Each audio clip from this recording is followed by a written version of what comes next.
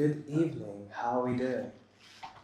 So I'm going to give a similar talk to Alex, but mine is about the devil being in the detail, because if you miss the details, you're going to screw up a little bit. So let me introduce myself.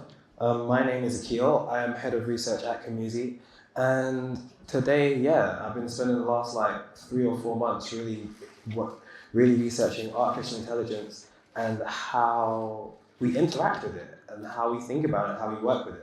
And I've seemed to have found some really interesting conclusions.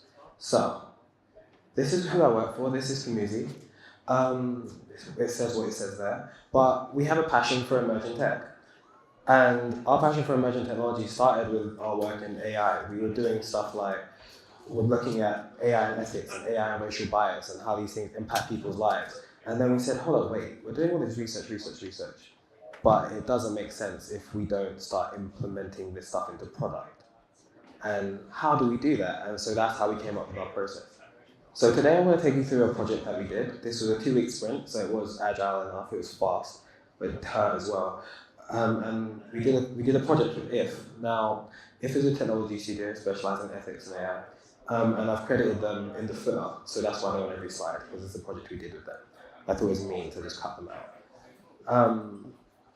But with our work, all we do is we work to create positive human interactions. And we do this through one approach. Now, many people build alphas like this.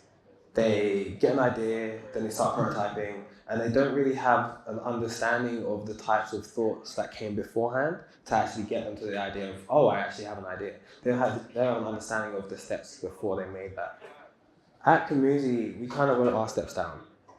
So, similar to Alex's process, we frame, we research, we synthesize and produce our insights, and then make insight-driven design. We do insight-driven ideation. So we don't even start with the idea, you start with the people. And then we prototype, and we test. And we test rigorously. So, with the researching, that's a research session in itself. In the concepting, we don't even make high fidelity concepts or high fidelity prototypes first. There's no point. We do low fidelity prototypes, we do cardboard cutouts, we do role play, we do all these types of things to make sure that the ideas actually stick and the idea is valuable and people don't get dazed by the glitz and glamour of a shiny prototype. And then we mock it up to the highest fidelity. So this is the Launchpad program, and this is what we call liftoff. And it's literally to get an idea of the market. Now, before we move on, I just need to say this. As I said, Comuzi believe in creating positive human interaction, but what does that really mean?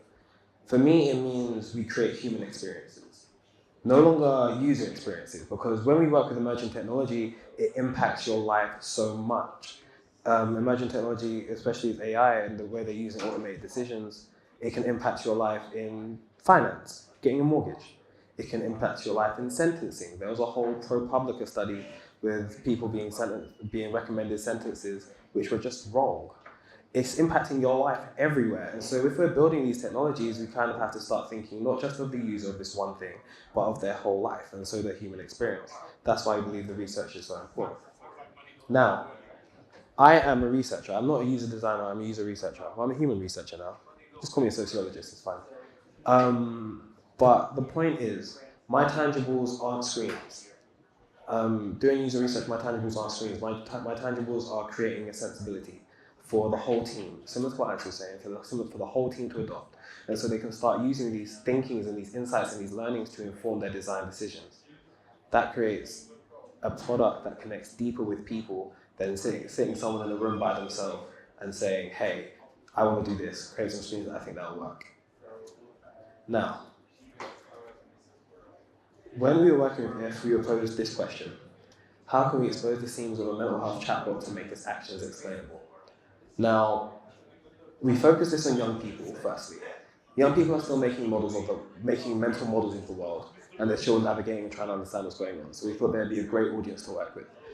Mental health, because mental health is a challenging topic, and the idea that many mental health chatbots exist, making automated decisions and recommending help to people, we thought was a very interesting area. And then makes actions explainable. These things that seem like a black box. And so if we could change the user experience or the human experience with this, then we were very successful. Now, the research. We did 2 workshops back to back, and they were 2-hour sessions. We planned them to the T, and the questions we were asking was why, how, what do you think, what makes you do this, what's your driver, what keeps you in this behavior, and this is what we found. This is some of the findings anyway. So tools, not friends. Young people are looking at chatbots. Young people were talking to chatbots, and especially mental health chatbots, because they didn't want to talk to their friends. If they wanted to talk to their friends, they would. They wanted to talk to a tool. They wanted to talk to something. They just wanted to get it out. Tools, not friends. Objectivity. So they call bias, we call objectivity as product, as people do product. And they were just like, oh, it just looks, it looks at me for me, not me for who they think I am with these rose-tinted glasses. And that was really important. And we found out there was 2 sets of people in our audience. There were 2 types of personas for the young people. There was the young person who just wanted security and wanted to get on with their life and said, oh yeah, I'm fine, I've got nothing to hide. And then there was the other person who wanted security and privacy and said, yes, these are the 2 things I want, and these are 2 things I need. Now, when you're designing and you get put up something like that, you design for the lowest common denominator. You design for the hardest group. Now, that makes it more inclusive. The Launchpad program is an inclusive and ethical design process. Therefore, we take these things in mind. Now, we took all that research and we used that research to inform our ideation, our concepting. Oh, I think I skipped a slide. No, I didn't. Okay.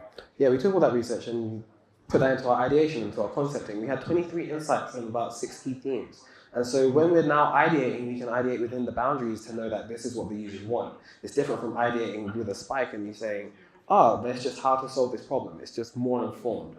And we take it from that process. Now, I don't know if the video is working, so I won't even try it. But this is a video of us role playing. Now, when you're prototyping AI, the actually best way to prototype is with another human being. Artificial intelligence? Oh, real intelligent. Okay, yeah, we do it that way. And so that's how we kept it going. Designing Muja. So Muja was the name of the mental health chatbot we made, by the way. Sorry, I should have made that clear. But when we started designing now, these insights came into play. They started to inform us. This is how it came. So people were like, how do you make automated decisions more explainable? And this is talking to a chatbot. Well, let's start underlining the words to show you which keywords are really triggers for us. But it also informed our conversation design. It also informed our interaction design. It also informed our system architecture. Talking to the people to create the human experience that informed everything. It's not just about the screen. I told you, as a researcher, my tangible and my output is a sensibility. So young people wanted to be informed, not told by automated decisions. They didn't want a diagnosis, they just wanted help. Collection of information should be transparent. It should tell you what type of information and what decisions it's making on people. Knowing the outcome of profiling can be unhelpful, similar to the first, but just slightly different. And these is what we use to create Muja. Now, I can show you this because they've got no sound. But this is just a walkthrough. I think it's a bit slow. I haven't even pressed play yet, sorry. This is a short walkthrough, but this is Muja. Muja is made by the big education charity, the B charity, made up charity too. But you can tell by the tone of voice that how we decided Muja wasn't a human being. We tell by the tone of voice that we were being permissive, we were asking, we weren't demanding, we weren't being very forward. And this all came out of the research. We don't keep information, this is all important. And we even had to design handovers. This whole 72 hours thing that came out of the research. They don't want someone to open their phone and see it there. Like, it's private. The reason why they're using a chatbot in the first place versus talking to a therapist is because they want to be able to be in a room with their anxieties and just get it out. And last time I checked, people being on phones is a normal behavior. I'll stop it now, but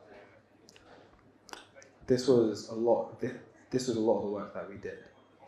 Now,